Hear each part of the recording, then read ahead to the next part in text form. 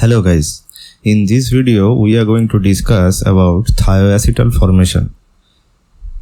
If we react any aldehyde or any ketone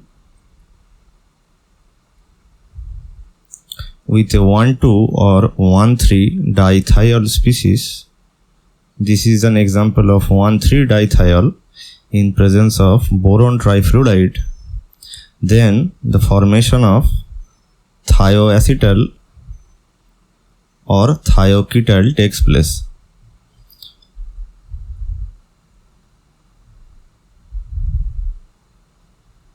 When the starting material is an aldehyde, then it is called thioacetal, and when the starting material is a ketone, then it is called thioketal.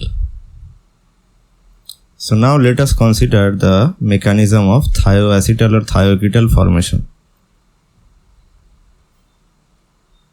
The mechanism will be essentially the same as the formation of acetals and ketals, which involves the reaction between an aldehyde or ketone with 1,2 diols.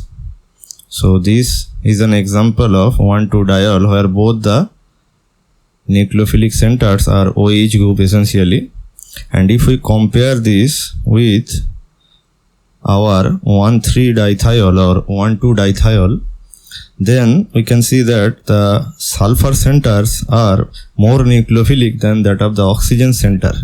This is because sulfur has less electronegativity than oxygen, and which makes its lone pair at high energy states, and that's why sulfur is very willing to donate its pair of electrons, and thereby it behaves as a very strong nucleophile than oxygen. Thus, very mild reaction condition is required for the formation of thioacetals or thioketals. So now let us consider the mechanism. So if we react an aldehyde with 1,3 dithiol in presence of boron trifluoride, the first step will be the activation of this carbon-oxygen double bond by the boron trifluoride, which will initially form a Lewis acid-base adduct by attacking the oxygen lone pair of the carbonyl compound. And this adduct will then eventually be attacked by the thiol species.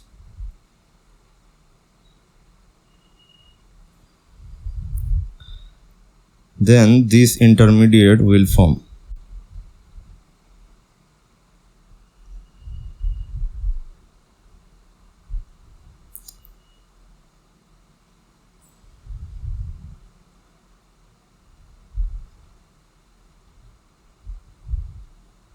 So the sulfur is positively charged. So it will eventually release a proton, thereby it will achieve a neutral state.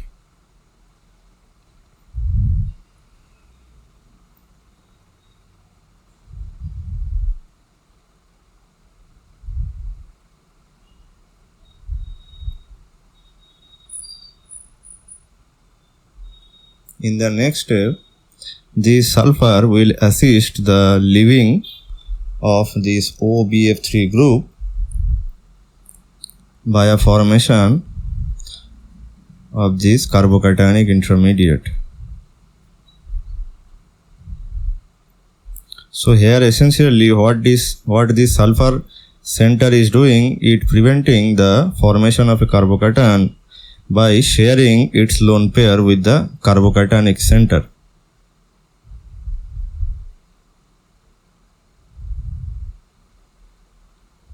So initially the H plus which was released during the reaction, this O minus which is formed during the leaving of this OBF3 group, this O minus will abstract that H plus, thereby this species will form. In the next step, you can see that this carbon sulfur bond is already activated because of this positively charged sulfur center. So this lone pair will attack this carbon center, this sulfur will break, this carbon sulfur double bond will break, and this will give our protonated cyclic thioacetal. So it will be essentially protonated. Then it will lose the proton and achieve the neutral condition. And this is our product thioacetal.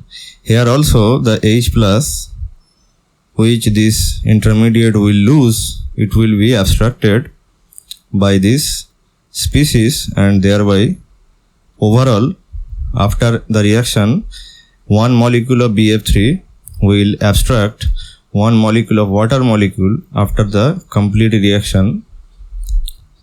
So this will be the role of BF3, and it will essentially react with water to produce HbF4 and boric acid.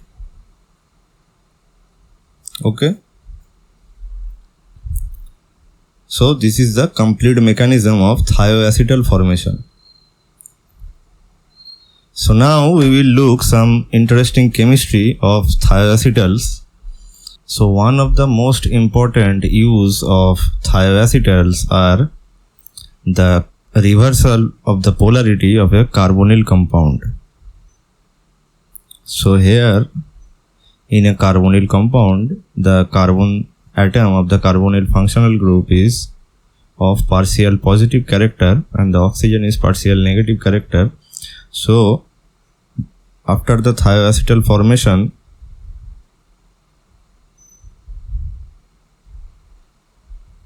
if we treat this thioacetal with butyl lithium, which is a very strong base, this will essentially abstract this aldehyde hydrogen and thereby form a carbanion.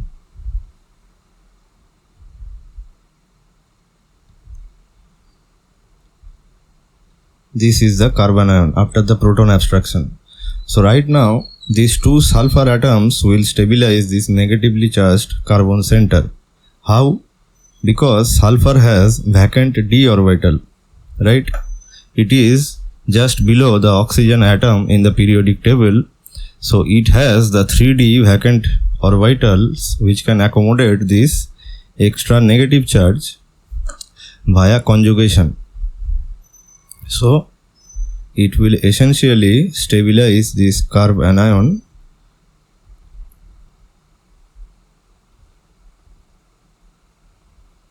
and the overall negative charge will spread over these three centers, one carbon and two sulfur centers. So this will be the carbanion. So this effective carbanion stabilization will promote the proton abstraction from the thioacetals.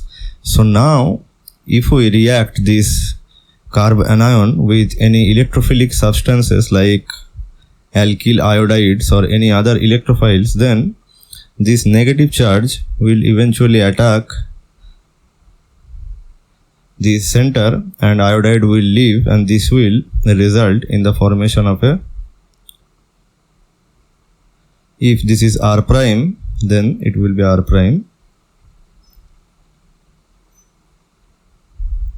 So this hydrogen can be efficiently substituted by any other alkyl groups. So this is one synthetic application of thioacetals. So after the formation of this new compound, we can easily cleave this thioacetal and get back our ketone functional group. So how to cleave thioacetals or thioketals? It is generally cleaved by treatment of mercury chloride or cadmium carbonate in aqueous medium. So I will now discuss the mechanism of thioacetal cleavage. Our thioacetal is this.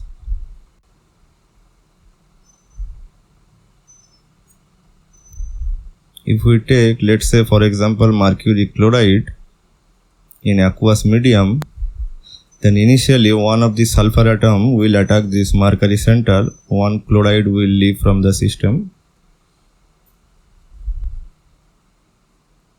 the result will be the formation of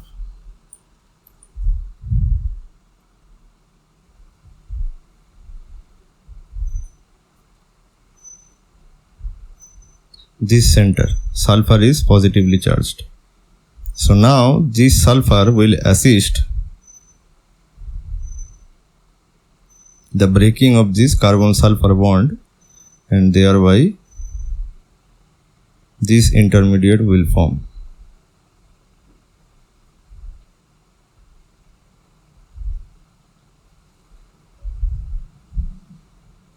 Since water is present in the reaction mixture, so it will eventually attack this carbonyl center and this carbon sulfur double bond will break.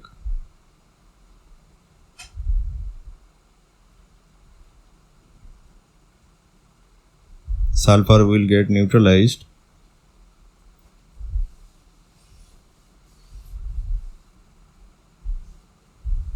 In the next step, this oxygen hydrogen bond will eventually break and form the new carbon oxygen double bond, and this carbon sulfur bond will break, and these bond pair electrons will attack this mercury center, and this chloride will leave from the system,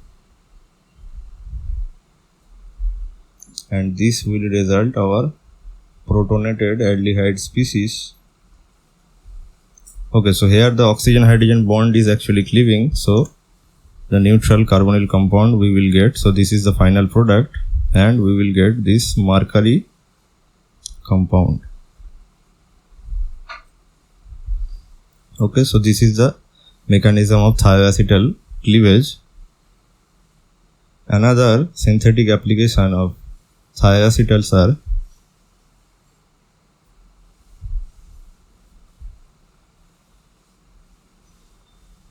we can simply treat these thioacetals by hydrogen gas in presence of ranitidine and thereby get this compound directly. So this carbonyl group which was before there will be essentially reduced to CH2. So if there is any ketone compound, so we will get this corresponding reduced species. So that's it. If you like this video, then please subscribe to this channel. Thank you for watching this video. See you in the next video.